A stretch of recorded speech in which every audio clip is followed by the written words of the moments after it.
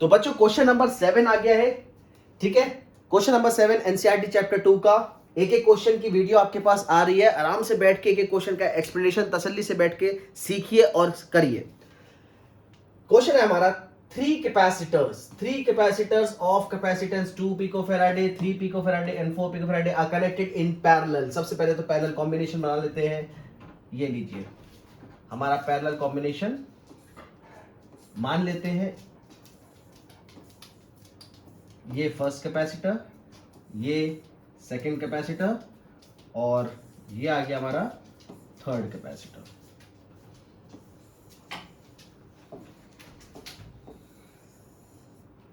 ठीक है, तो first capacitor C1, C2 and C3।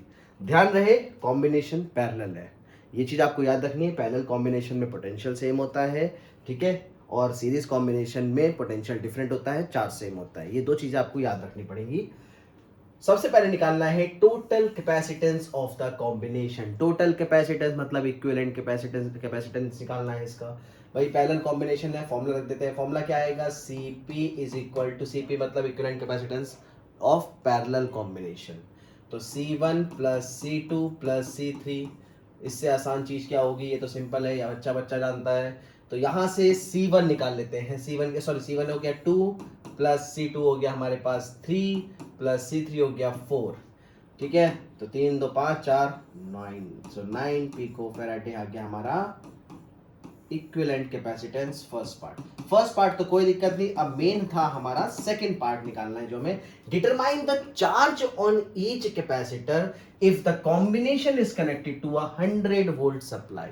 Charge निकालना है हर एक कैपेसिटर का। देखो इस पे ऑब्वियसली सी बात है, जब हम पैरेलल कॉम्बिनेशन की बात कर रहे हैं तो पैरेलल कॉम्बिनेशन में चार्ज डिफरेंट होता है और वोल्टेज सेम होती है, ये आपको याद रखना है। सीरीज कॉम्बिनेशन में इसका उल्टा होता है। अगर सीरीज कॉम्बिनेशन है, ठीक है, तो उसमें Q सेम होगा और V डिफरेंट होगा। तो यहां पे पैरेलल कॉम्बिनेशन में हमें निकालना है, ये जो वोल्ट है ये दिया हुआ है हमें 100 वोल्ट सप्लाई। अब निकालना है कि भाई Q1 कितना होगा, Q2 कितना होगा और Q3 कितना होगा। सबसे पहले आप जाओ कैपेसिटेंस के सबसे बेसिक फॉर्मूले पे। क्या होता है basic formula, C is equal to Q by V।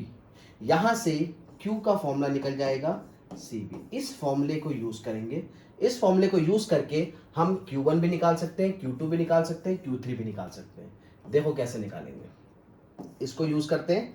तो सबसे पहले Q1 is equal to C1 into V। Potential same होगा, देखो यहां पे मैं ऑलरेडी लिख चुका हूं, पोटेंशियल सेम होगा तो Q1 is equal to C1V। Q1 is equal to C1V। C1 कितना है 2 पिको फैराडे इंटू वोल्ट कितना है 100, यानी कि चार्ज आ गया हमारे पास Q1 is equal to 200 pico coulomb. ध्यान रहे यूनिट का, ध्यान रहे कुलम नहीं लिखोगे, इसे कन्वर्ट कर दोगे तो कुलम में आ जाएगा। तो 200 into 10 to the power minus 12 coulomb, और 2 जीरो से कट जाएगा तो 2 into 10 to the power minus 10 coulomb. ये आ गया चार्ज हमारे पास Q1। सिमिलरली जैसे हमने Q1 निकाला है, इसी तरीके से Q2 भी निकाल सकते हैं। Q2 में C2 कैपेसिटेंस कितना है, C2 इंटू V। C2 कितना है, देखो 2 की जगह 3 आ जाएगा, तो लास्ट में देखो आंसर यही आना, 300 मतलब 10 टू पावर माइनस 12, 2 जीरो हट जाएंगे तो 3 into 10 to the power minus 10 coulomb. और लास्ट हमारा 4, तो Q3 भी निकल जाएगा। Q3 is equals to C3 into V, that is equals to 4 into 10 to the power minus 10 coulomb. This is the answer. तो ये था हमारा क्वेश्चन नंबर 7। नेक्स्ट में क्वेश्चन नंबर 8 सॉल्व करेंगे।